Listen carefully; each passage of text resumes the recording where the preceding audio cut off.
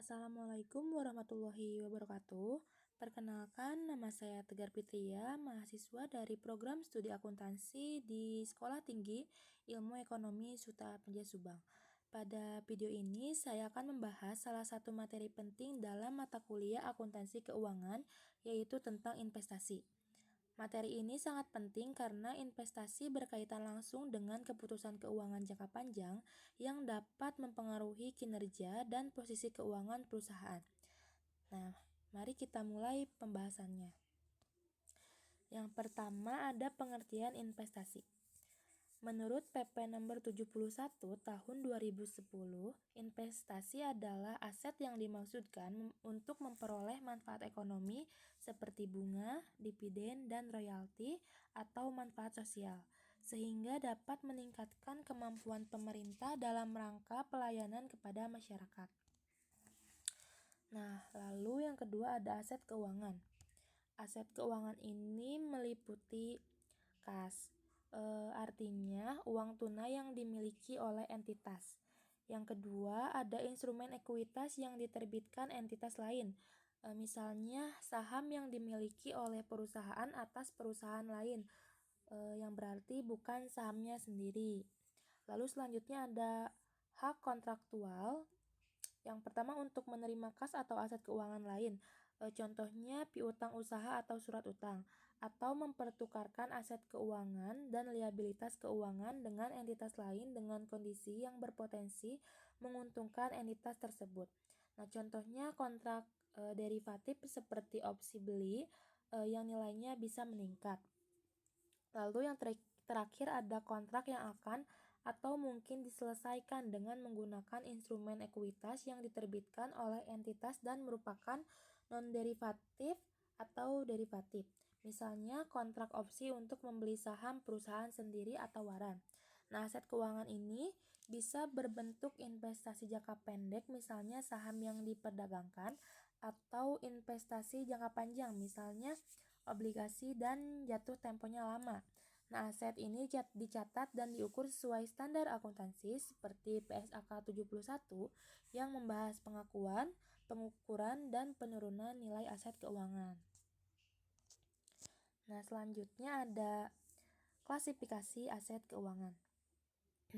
Yang pertama, ada aset keuangan yang diukur pada nilai wajar melalui laba rugi, yaitu umumnya untuk aset keuangan yang diperdagangkan secara aktif. Nah, perubahan nilai wajar dicatat langsung di laporan laba rugi.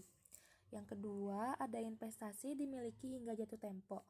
Nah, di mana investasi ini berupa surat utang seperti obligasi yang dimiliki sampai tanggal jatuh temponya dan diukur dengan biaya perolehan diamortisasi.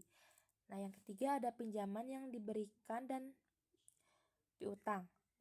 Contohnya piutang usaha, piutang non-usaha, dan pinjaman karyawan, dan diukur dengan biaya perolehan diamortisasi.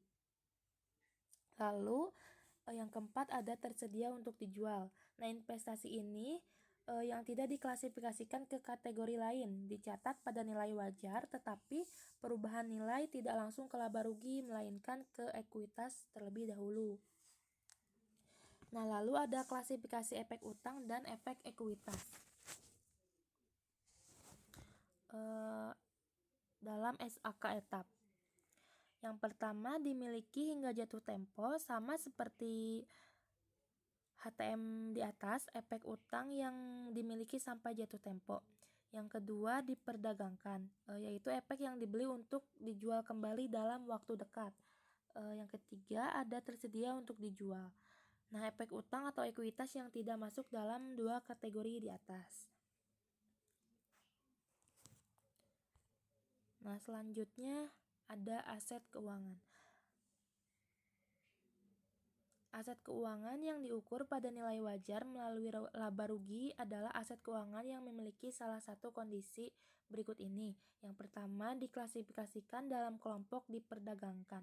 Nah, aset yang dibeli dengan tujuan untuk dijual kembali dalam waktu dekat guna memperoleh keuntungan dari fluktuasi harga.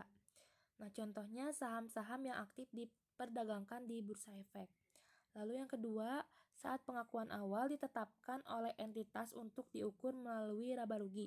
Artinya entitas memilih secara sukarela untuk mengukur instrumen tersebut pada nilai wajar dan mencatat perubahan nilainya ke dalam laporan laba rugi. Pilihan ini hanya bisa dilakukan pada saat awal pengakuan dan tidak bisa diubah setelahnya. Nah, ciri utamanya yaitu perubahan nilai wajar kenaikan atau penurunan harga pasar langsung mempengaruhi laba rugi. Nah, lalu selanjutnya, investasi dimiliki hingga jatuh tempo adalah aset keuangan non-derivatif dengan pembayaran tetap atau telah ditentukan dan jatuh temponya telah ditetapkan, serta entitas memiliki intensi positif dan kemampuan untuk memiliki aset tersebut hingga jatuh tempo. Kecuali yang pertama, investasi pada saat pengakuan awal ditetapkan sebagai aset keuangan untuk diukur pada nilai wajar melalui laba rugi. Nah, artinya sejak awal entitas sudah memilih untuk mencatat perubahannya langsung ke laba rugi. Nah, yang kedua, investasi yang ditetapkan oleh entitas dalam kelompok tersedia untuk dijual. Nah, artinya dicatat pada nilai wajar, tapi perubahan nilainya masuk ke ekuitas dulu, bukan langsung ke laba rugi. Lalu yang terakhir ada investasi yang memenuhi kriteria sebagai pinjaman yang diberikan dan piutang.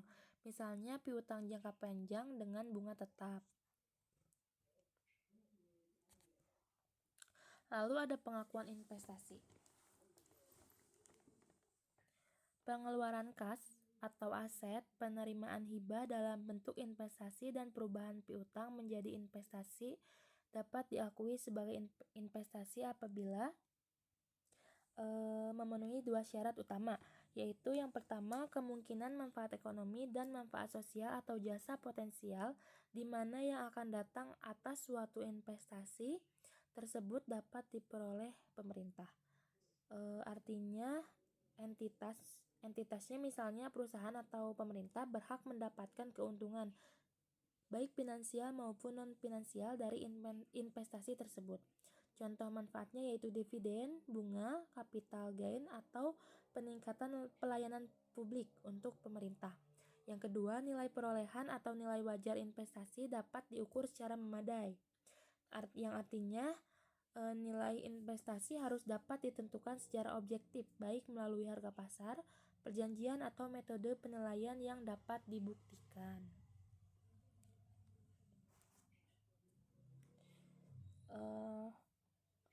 Ada contoh transaksi yang diakui sebagai investasi itu yaitu pembelian saham entitas lain, penempatan dana ke obligasi pemerintah, penyertaan modal pada perusahaan atau BUMD, lalu hibah aset investasi dari pihak ketiga jika memenuhi kedua kriteria tersebut.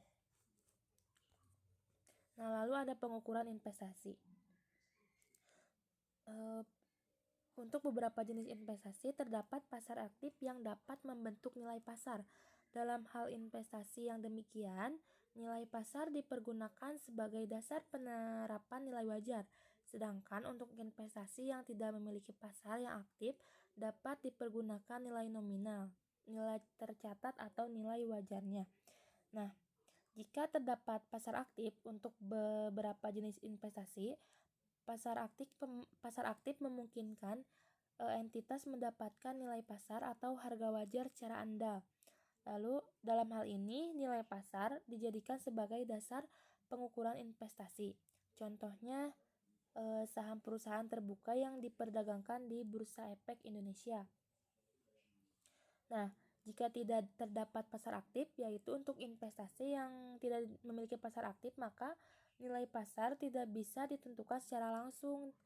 Nah, dalam kondisi ini nilai investasi dapat diperoleh dari internal atau modal valuasi atau dicatat berdasarkan nilai nominal atau tercatat sebelumnya jika tidak bisa diukur secara andal. Nah, di sini ada contoh soal yaitu pertanyaannya, pemerintah membeli saham PT Propertindo sebanyak 50.000 lembar saham dengan nominal Rp10.000 dengan harga pari. biaya komisi dan administrasinya 5% dari nilai nominal. Berapakah biaya yang dikeluarkan pemerintah?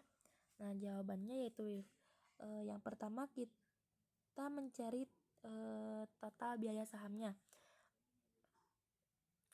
50.000 lembar saham dikalikan dengan nilai nominalnya yaitu 10.000, hasilnya 500 juta. Nah, lalu kita mencari biaya komisi dan administrasi. Biaya komisi dan administrasi kan 5% dari nilai nominal. Jadi, kita kalikan 5% dikali 500 juta, jumlahnya yaitu 25 juta. Nah, kita totalkan dari total biaya saham ditambah biaya komisi dan administrasi, jumlahnya yaitu 525 juta rupiah. Jadi pemerintah mencatat investasinya sebesar 525 juta.